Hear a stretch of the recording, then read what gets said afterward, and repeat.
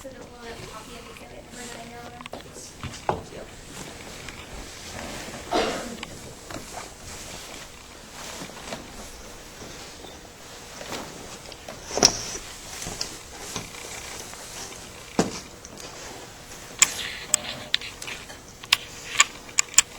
May it please the court? May I proceed? Ladies and gentlemen of the jury, we would like to sincerely thank you for coming and taking time out of your busy lives to come and judge this competition. Your contribution to the cause of justice is greatly appreciated. We must remember today that this is a trial of ambition between two students trying for the same scholarship and for the same valedictorian position. However, this does not mean that Jennings does not have as heavy of a workload as Chris Hall, for they both have the exact same workload.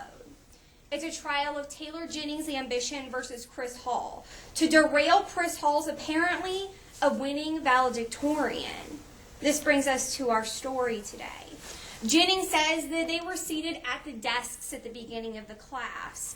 And she also says that Chris Hall was sitting in his desk and she was sitting next to him, the backpacks in between them. However, multiple people, including Cody Grant and Miss Lee Devaney, come up here and state that they were in fact sitting up here at the bio tables, where Chris Hall is closest to the backpacks. Cody Grant is in the middle, and finally Taylor Jennings is over on the left side. Something that you must see. This is 3 people against 1. 3 stating that they were sitting at the biology tables during biolab in chem. Something that these tables are to be used for. Next is the fact that Cody Grant, a neutral party, talks about what's happening that day in the class period. Where they're sitting, what happens, and if it is Chris Hall or Taylor Jennings that actually gets up and walks over to the backpacks.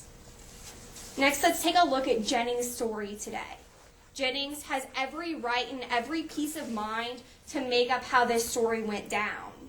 He states that they were at the desks, but in fact, they weren't.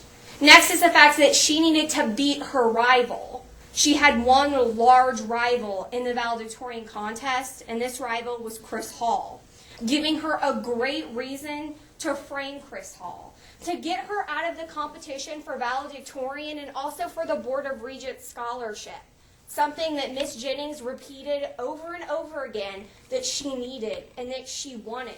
Chris Hall may not have even deserved this because she, in fact, had sports scholarships.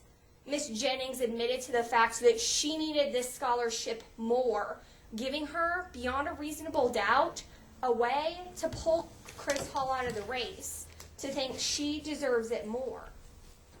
Taylor Jennings has already written the speech to become valedictorian.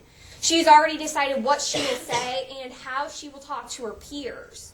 She expects to win this. She expects her friend, Principal Kelly Norris, to vote on her behalf. That is, until one conversation, one faithful day, when in fact she learns that Kelly Norris will not vote for her, that Chris Hall is in fact in the lead. She's blinded.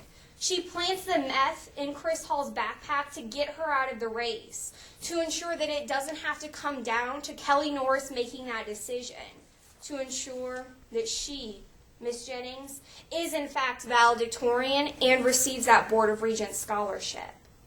Next, let's look at some of the other testimonies today. First is the testimony of Chris Hall, stating that Jennings gets up and walks over to the backpacks from the biology tables. They don't start here at their desks. Next, there's 2 options for Miss Grant. It was either a battery or a film canister, both approximately the same size, and since the film canister was in fact found, then apparently that's what it was. Next is Chris Hall. No one stated that Chris Hall had any effects of meth. She didn't seem to be using, and after all, she would never jeopardize her chances. She knew that she was in the running. She knew that they were getting ready to go to state in basketball, and therefore, that's something she would never give up, something that she would never leave behind. Finally was the testimony of Lee Devaney. She also stated that Chris Hall experienced no effects of meth. It was in fact the other way around. Taylor Jennings was the one acting funny, and Taylor Jennings seemed to have something to hide. Later after this trial, the judge will tell you that this is voted upon credible evidence without a reasonable doubt, the same doubt that you might have before going into a marriage or buying a house. If you had any reasonable doubt against either of these things, you would choose not to go forward. You cannot prove, and the prosecution cannot prove that Chris Hall knowingly had the meth in his backpack. Neither can the prosecution prove that Chris Hall was using the methamphetamine and would jeopardize his chances. Therefore, there is no way that you can state that beyond a reasonable doubt, Chris Hall was using meth, and Chris Hall had it in his backpack knowingly. Jennings' whole story is wrong. She starts at the beginning stating that they're in a completely different part of the room, which is something that didn't in fact happen. Next is the fact that Taylor Jennings has a motive. She really, really wants this scholarship. She even states that she needs it. Chris Hall and Jennings had the exact same workload.